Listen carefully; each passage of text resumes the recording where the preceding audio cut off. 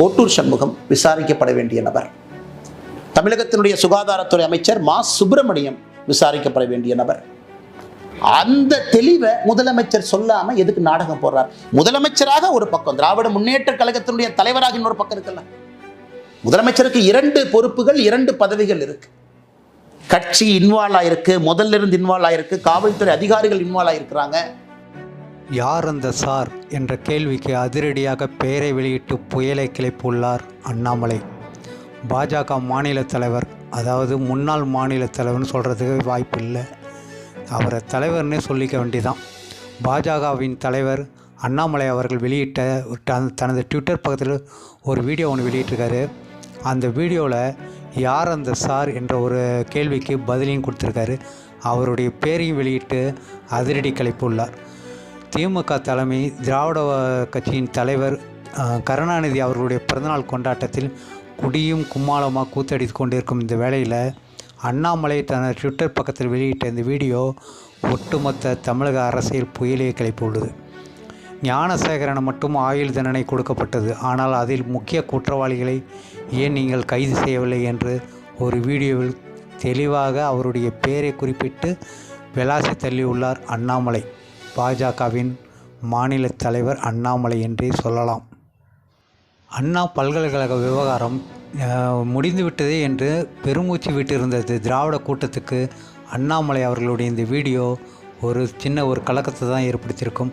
அதுவும் திராவிட தலைவர், திமுக தலைவர் கருணாநிதி அவர்களுடைய பிறந்தநாள் அன்னைக்கு இந்த வீடியோ வெளியிட்டது தான் ஒரு ஹைலைட்டு வச்சு இனிமேல் வறுக்க போகிறாரு திரு அண்ணாமலை அவர்கள் என்றே சொல்லலாம். கோட்டூர் சண்முகம் விசாரிக்கப்பட வேண்டிய நபர். தமிழகத்தினுடைய சுகாதாரத்துறை அமைச்சர் மா சுப்பிரமணியம் விசாரிக்கப்பட வேண்டிய நபர். தமிழகத்தினுடைய சுகாதாரத்துறை அமைச்சர் மா சுப்பிரமணியம் விசாரிக்கப்பட வேண்டிய நபர்.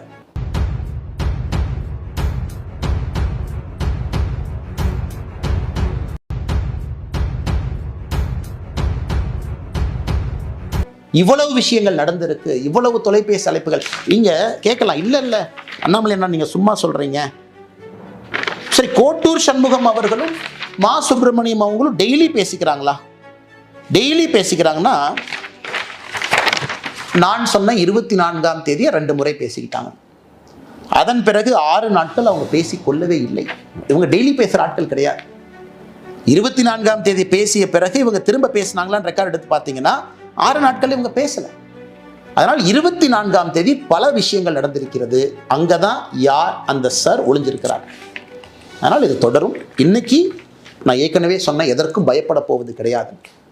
ஒரு விஷயத்தை நான் சொன்னேன், அதனை கையில் எடுத்திருக்கேன், உடும்பு புடியாக பிடித்து கடைசி வரை போக போறேன்.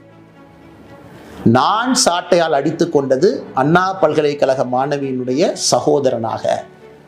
எனக்கு ஒரு சகோதரி, அந்த சகோதரிக்கு ஒரு சகோதரன் இருந்தால் 2 பேருக்கும் என்ன வழி ஏற்பட்டிருக்குமோ அதைத்தான் நான் செஞ்சேன். அதனால் தொடர்ந்து கேள்விகள் கேட்போம். இதை நம்ம விட போறதில்லை. இதுக்கும் அவங்க சொல்லுவாங்க இப்படி அப்படிமாங்க. அடுத்து நான் 48 மணி நேரம் கழித்து மறுபடியும் அடுத்த விஷயத்தோடு பேசுவோம். அதனால் முதலமைச்சர் அவர்களே பதில் சொல்லுங்க. இத்தனை பேர் இவ்வளவு குழப்பத்தில் ஒரே ஒருத்தர் மட்டும்தான் அக்யூஸ்டு, எங்களுக்கு வேற யாரும் தெரியாது. இந்த ஆள் அவ்வளவு தைரியமா அண்ணா பல்கலைக்கழகத்துக்குள்ள இடத்தை செலக்ட் பண்றான். இந்த இடம்னு தெரியுது, அந்த இடத்த ரெடியா உட்கார்ந்து இருக்கான். அப்படின்னா இதுக்கு முன்னாடி அவன் குற்றமே எங்க செய்யலீங்களா? யாராச்சும் நம்புவாங்களா?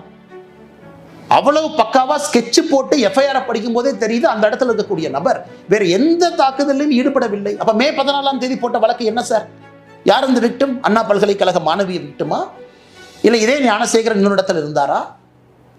அதனால் கேள்விகள் தொடர்ந்து கேட்போம்.